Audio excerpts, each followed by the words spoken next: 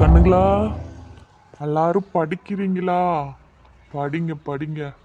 பரீட்சை, முழு ஆப்பு பரீட்சை வேற வரப்போகுது. படிச்சு நல்ல மார்க் வாங்கணும், சரியா? ஏன்டா குட்டிமா, நீ மட்டும் ஒத்தையில கலந்து சாப்பிட்டுட்டு இருக்கிறீல்ல, அண்ணனுக்கும் அக்காவுக்கும் கொடுக்கணுமா இல்லையா? அது என்ன பழக்கம்? அப்பா நான் கொடுத்தேன். அவங்க தான் எங்களுக்கு படிக்கிற வேலை இருக்குது, நீ சாப்பிட்டு குட்டி, நான் அப்புறமா வாங்கிக்கிறேன் அப்படின்னு சொல்லிட்டாங்க. சரிடா சரிடா கண்ணு, அதுதான் நல்ல பழக்கம் பார்த்துக்க. சரி சரி, அவங்க சாப்பிடுவாங்க அப்புறமா, நீ இப்போ சாப்பிடு. அப்பா தெரியாம சொல்லிட்டேன்டா கண்ணு. ஆமா பிள்ளைகளா, உங்க அப்பா சொல்ற மாதிரி படிச்சு மார்க் வரணும் பார்த்துக்கிடுங்க. பள்ளிக்கூடத்தில் முன்னாடி அந்த போர்டில் வைப்பாங்க, அப்புறம் நியூஸ் எல்லாம் போடுவாங்கல்ல, அந்த மாதிரி படிங்க, சரியா? அம்மா, அது 10ஆவதுக்கும் 12ஆவதுக்கும் தான் போட்டு வைப்பாங்க. இங்க போட்டா போட்டு அப்புறம் நியூஸ்லயும் போடுவாங்க, எங்களுக்குலாம் இல்ல.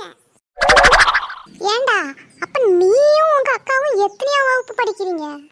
அம்மா, அவன் 4ஆவது, நான் 6ஆவது படிக்கேன். அது கூட தெரியலையா உனக்கு? அது வந்து அம்மாவுக்கு ஒரு வேலையா 1008 வேலை, அது மறந்து போயிட்டேன். சரி சரி, நல்லா படிங்க.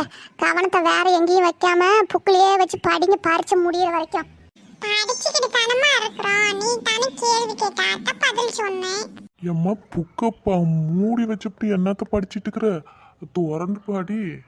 அப்பா புக்க மூடி வச்சிட்டு மனசுக்குள்ளேயே சொல்லி பார்த்துட்டு இருக்கிறேன். சரி சரி. ஏக்கா, என்ன பிள்ளைங்க எல்லாம் உட்காந்து பொறுப்பாக படிச்சுட்டு இருக்கிறாங்க. சரி, பரீட்சை வருதில்ல, படிக்கட்டும். ஆமாம் நெட்டவள்ளி, அந்த பரீட்சை வந்தால் மட்டும்தான் புஸ்தகத்தை கையில் எடுப்பாங்க. மற்றபடிக்கு போனும் கையுமாவே தான் ஆளுக்கு ஒரு பக்கம் எனக்கு கொடுக்க சொல்லு, உனக்கு கொடுக்க சொல்லுன்னு அடிப்பட்டு துணி பெருக்குவாங்க. அதை பிடிங்கிட்டு விட்டுட்டுமா அந்த டிவியிலேயே கிடப்பாங்க. பரீட்சை வந்தால் மட்டும்தான் புஸ்தகத்தை தேடுறது.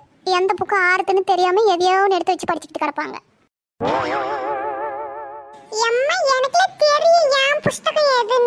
தெரிஞ்சா நல்லா தான்பா, படி. என்ன அது கப்பில் குழம்பா எடுத்துட்டு வந்துக்கிற? ஆமாக்கோ, எங்கள் வீட்டில் புளி குழம்பு வச்சோம் பார்த்துக்கிடுங்க. சரி, உங்களுக்கு புளி குழம்புன்னா பிடிக்குமில்ல, அதான் ஒரு கப்பில் ஊற்றி எடுத்துகிட்டு ஓடியாந்தேன். அது சரி, நீங்கள் என்ன சாப்பிட்ருக்க மாட்டீங்கன்னு தான் கொண்டுட்டு ஓடியாந்தேன் வச்சதும். அப்படியா? சரி, எனக்கு புளி குழம்புன்னா அம்பிட்டு பிடிக்கும் பார்த்துக்க. அது என்னமோ அது புளிச்சுக்கிட்டு இந்த பிள்ளைங்களுக்குலாம் பிடிக்க மாட்டேங்குது நெட்டவள்ளி. இல்லைன்னா நானும் வாரத்தில் 2 நாளைக்கு வச்சுக்கிடுவேன். இவங்க நக்கி கூட பார்க்க மாட்டேங்குதுங்க. நான் ஒருத்திக்கு எம்புட்டுன்னு வைக்கிறது, அதனால தான் எப்பயாச்சும் வைப்பேன். இந்த தக்காளி சோத்தை மட்டும் டெய்லிக்கும் போட்டு கிளறி வச்சினாலும் ஒன்றும் சொல்லாமல் தின்னுபிடுவாங்க. வேற குழம்புன்னா அவங்களுக்கு இறங்க மாட்டேக்கு.